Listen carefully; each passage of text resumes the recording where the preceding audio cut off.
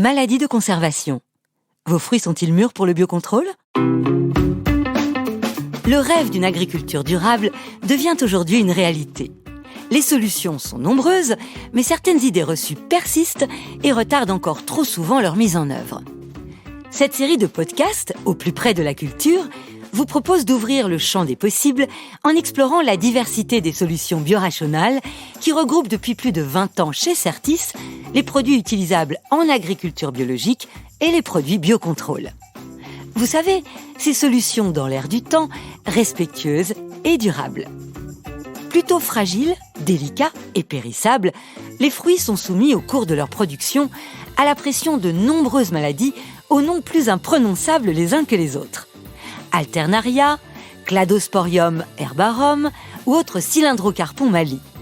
Ces maladies de conservation impactent gravement la qualité des récoltes et le rendement. Aujourd'hui, de nouvelles solutions s'offrent à nous. Alors, vos fruits sont-ils mûrs pour le biocontrôle ? Pour faire le tour de ce sujet d'actualité, j'ai le plaisir de réunir autour de la table deux spécialistes du biocontrôle chez Certis. Mathilde Roger, chef de projet, et Agnès Goliard, chef de marché. Bonjour. Bonjour. Alors, pour rentrer dans le vif du sujet avec nos invités, pourriez-vous nous dire, Agnès, quand apparaissent ces maladies de conservation ? Elles apparaissent pendant le stockage et à l'apparition des symptômes, il est déjà trop tard, car cela entraîne un déclassement des fruits et donc un manque à gagner pour les producteurs.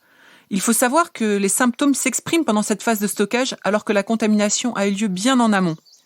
Vous voulez dire que l'origine des contaminations a lieu au verger ? Oui, et elles surviennent majoritairement à 3 moments différents. Tout d'abord sur l'arbre, ensuite quand le fruit est au sol dans le cadre des productions cidricoles, et enfin au moment de la récolte. Vous pouvez nous expliquer comment les fruits s'infectent ? Les agents pathogènes, responsables des maladies de conservation, vivent sur les arbres aux dépens de matières organiques inertes. On dit qu'ils sont saprophytes. Les spores disséminés ensuite par la pluie infectent le fruit et restent latentes jusqu'à un certain degré de maturité des fruits. Mathilde, vous pourriez nous donner un exemple ? Oui, on peut citer les gléosporioses, qui sont les principales maladies de conservation des pommes. Et dans leur cas, l'infection, elle a en effet lieu exclusivement au verger, essentiellement au cours du dernier mois avant la récolte, pendant les épisodes de pluie. Concrètement, les spores germent et se fixent dans les lenticelles, et elles entrent ensuite en phase latente.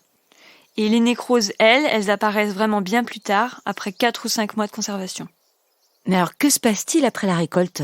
Lors de la récolte et ensuite, en station, il y a des manipulations qui peuvent aggraver l'état sanitaire des fruits, et on parle alors de parasites de blessure. Et c'est ce qui se passe par exemple avec le botrytis, qui est un pathogène important en poire, mais qui s'attaque aussi aux pommes. Au niveau des blessures, là, les pourritures se développent très rapidement. Ensuite, au frigo, il peut encore y avoir d'autres contaminations possibles, et cette fois-ci via les lenticelles. Est-ce que tous les fruits sont sujets à ces maladies ? Pour tout vous dire, plus les fruits ont besoin d'être conservés dans le temps, plus ils vont être exposés à ces maladies. C'est donc le cas des pommes et des poires qui peuvent être commercialisées plusieurs mois après leur récolte. Et en fait, tout cela se traduit inévitablement par une incidence sur le rendement. Oui, car les fruits contaminés et abîmés seront déclassés, baissant ainsi la quantité commercialisable et par conséquent le revenu de l'exploitant.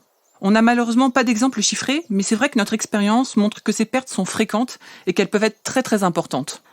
Et oui, personne ne souhaite perdre le fruit de son travail. Mais est-ce qu'il y a des moyens de se prémunir ? Oui, heureusement.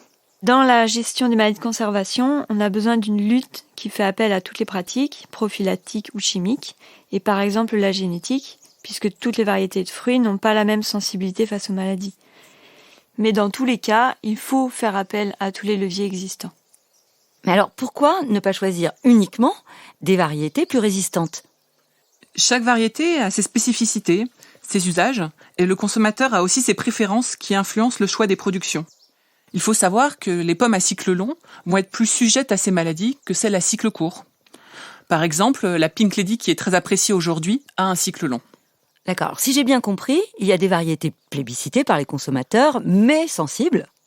Alors, comment est-ce qu'on fait pour accompagner la production de ces variétés ? En raisonnant l'ensemble de la conduite du verger. Les pathogènes, ils vont plus ou moins se développer en fonction de l'enherbement, de l'éclaircissage et aussi de l'élimination des fruits momifiés sur les arbres au sol. Et enfin, la protection phytosanitaire du verger contribue à la maîtrise de ces pathogènes et maladies. Alors, Quelles sont ces solutions en pratique ? En ce qui nous concerne, chez Certis, nous avons une solution de biocontrôle qui contribue à protéger le verger tout en étant en adéquation avec les contraintes des cahiers des charges. Oui, et au sujet de ces cahiers des charges, les attentes du consommateur final, elles ont bien été intégrées par les producteurs et par les filières qui ont mis en place des labels comme celui des vergers éco-responsables ou encore l'HVE qui connaît une croissance très importante qui a été d'environ 65% par exemple entre 2019 et 2020. Alors revenons sur la solution.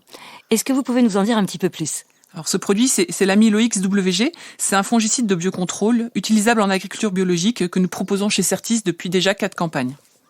Alors qu'est-ce que c'est exactement ? L'Amylox, c'est un Bacillus amyloliquefaciens, qui est une bactérie commune du sol et de la rhizosphère. Il s'agit dans notre cas de la souche D747. C'est la seule à être homologuée sur les maladies de conservation. Et alors comment ça fonctionne ? En fait, elle va agir, cette bactérie, suivant 3 modes d'action distincts. Le premier, c'est ce qu'on appelle l'antibiose directe.